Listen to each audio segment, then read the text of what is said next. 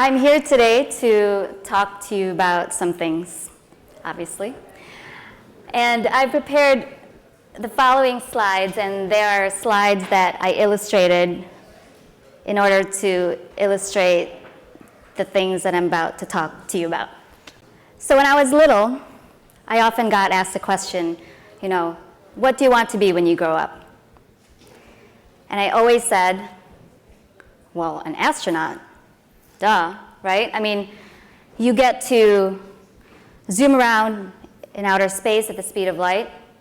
You get to maybe dance around with black holes and, make alien friends and float around and play with your floating food. I mean, it's awesome stuff, and it's, pretty cool. And all of that stuff was just so mysterious and weird and was, in the realm of the unknown. And so without hesitation, all I wanted to do was just dive right in. That's me. So my name is Ria, and when I was little, I thought I could do anything. And I still believe that.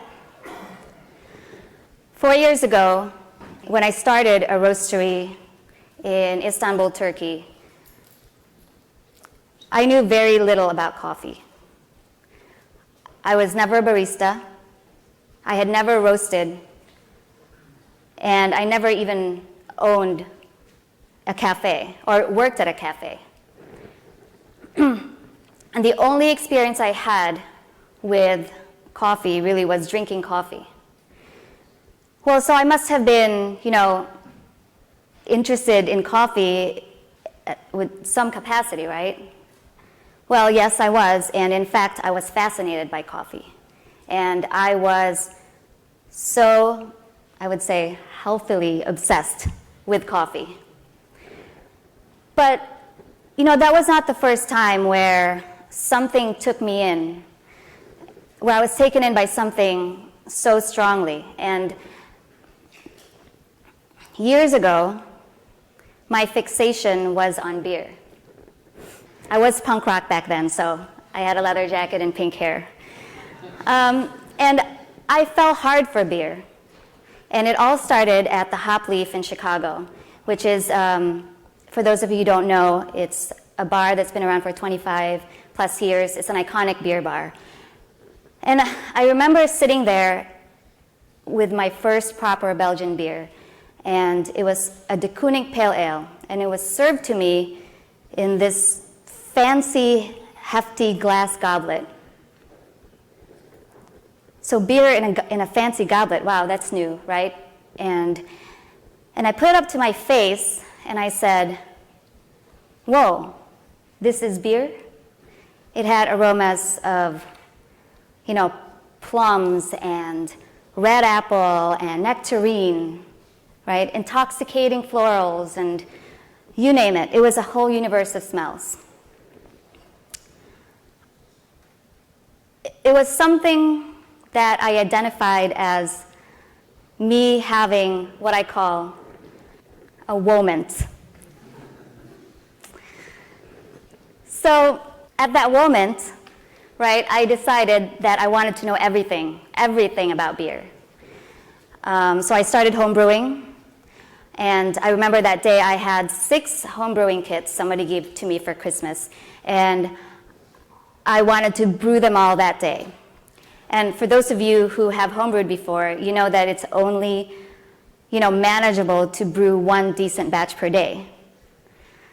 So I brewed 2 batches. And so really, I just dove right in, and I dove right into something wherein I had no idea where the current was going to take me. But I did it. And so I went on I read a lot of books, I read blogs, I traveled far for beer, I drank a lot of beer for research and development purposes, of course. I geeked out about beer. I geeked out about, the different levels of roasting and the malts in beer, the hops and their terroir, yeasts and alternative yeast, Brettanomyces, Brettanomyces bruxellensis, Brettanomyces trois what else? Fermentation, alternative fermentation, spontaneous fermentation, how a bacteria within an ecosystem in a barrel can affect your beer. I mean, I geeked out. I immersed myself. And after a while of immersing myself in beer, I took some exams and I became a Certified Cicerone, which is essentially a beer sommelier. So I was branded as an arbiter of taste. And I put this into good use, and eventually I started and ran an extensive beer program here in Chicago. And it was my first one. It had 32 draft lines, and I've never done it before. But I ran it, and it won some accolades. And I was really surprised about that. And then I realized that years of tasting really paid off. I think that it really trained my senses and evolved my palate, and I like to think sharpened my judgment. So fast forward to 6 years ago, and it's very recent. I found myself in Brooklyn, and most of you probably recognize this place, right? Found myself in Brooklyn, and I walked into the Blue Bottle. And I was so moved by these shiny glass Rube Goldberg-esque type contraptions that were dripping with liquid satisfaction. Yes, it was that dramatic for me. So of course I indulged, and then, you know what happens next? It was another moment. Deja vu, right? I had rediscovered the thrill of discovery again. So once again, I dove in, and I fell hard for coffee. I recall the day when I was in my newly erected roastery, and I sat there with a manual for my newly acquired Gießen 6-kilo roaster. And I had that manual because I needed to know how to turn it on. I'm not kidding. I sat there and I was frozen. So I opened up the manual, and of course it was in Dutch. So I waited a couple days, got the English version, opened it up, said, okay, turned on the roaster. It was that easy. But I was terrified. I was excited, but I was terrified more. But I hinged that uncertainty with the assurance that if anything were to go wrong when I turned that machine on, all I had to do was press that big red button that's on the side of the roaster, and everything would be all right. And there would be no explosion and no, flying debris and no burnt limbs, right? So it all begins again. I needed to know everything about coffee. So I read books, I read blogs, I traveled far for coffee. I tasted a lot of coffee. I geeked out on coffee.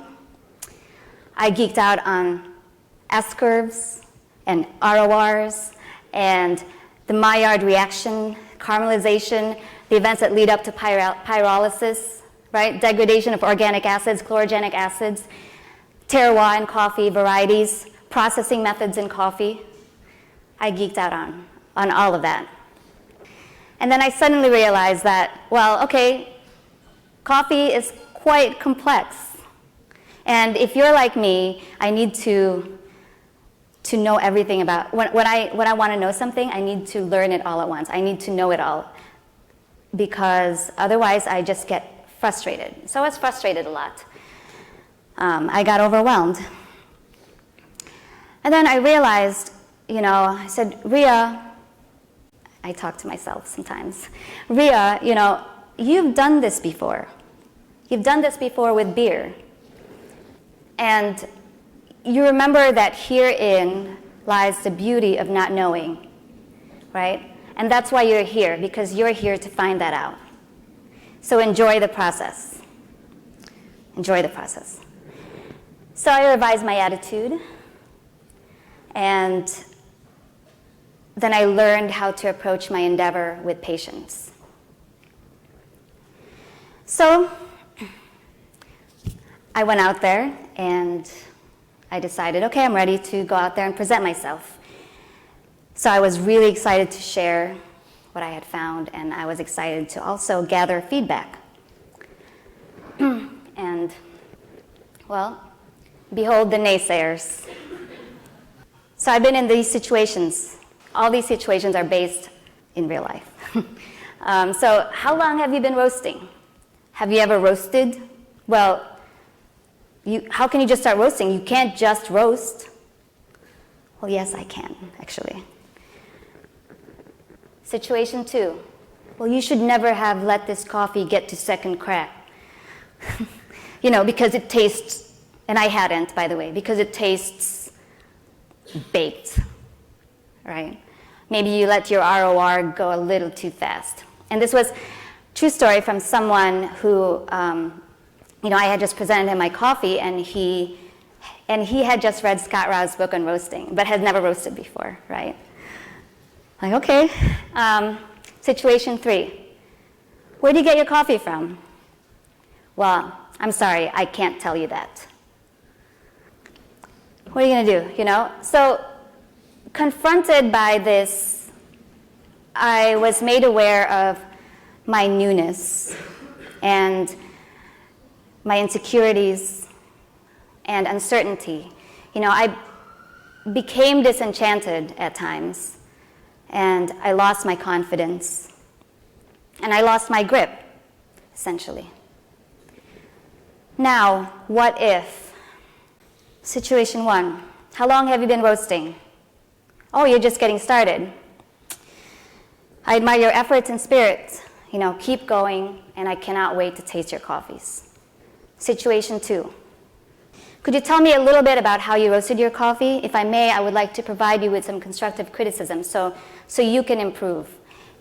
And I'd like to tell our guests about how you approach your coffee so that they can appreciate it more. Situation 3. Where do you get your coffee from? Well, we get it from this place. They are quality driven, and they really push transparency in coffee. Both of which, empowers everyone involved in this wonderful industry. Well, how about that? And luckily, this version of the story exists. This version of the story promotes openness, and it encourages dialogue, and it promotes growth, and it vanquishes nastiness, and it also diminishes the fear of failure. Openness really delivers a support system wherein we are able to speak to each other at eye level, and we are able to speak of each other with appreciation. And I've come to believe that who we surround ourselves with is reflective of our success. And that's why I'm glad I'm here. So this is what happens when we are open, when we listen, and we encourage, and we don't discourage. Today, I come to you with this simple message that, take what you're interested in and embolden yourself to heed those interests. Answer your call to action, right? And make your mark on something that you value. Take ownership of what you know, even if you think you don't know anything. And don't feel that your opinion has no value or that you cannot contribute. Because, take it from me, when you invest in something that you love, it's going to resonate with people, and it always resonates with the right people. And another thing, always remember that your attitude becomes form. If I had waited until I amassed all the knowledge that I deemed necessary for me to start an endeavor, I never would have started a roastery on an island in a foreign country where I don't speak the language. I never would have expanded operations here in Chicago, and I never would have opened a beer brewery. And I wouldn't be here speaking to you today. Aristotle once said that for the things we have to learn before we can do them, we learn by doing them. So, put on that astronaut suit and dive right in, because you know that you're always going to have that BRB, the big red button. Thank you.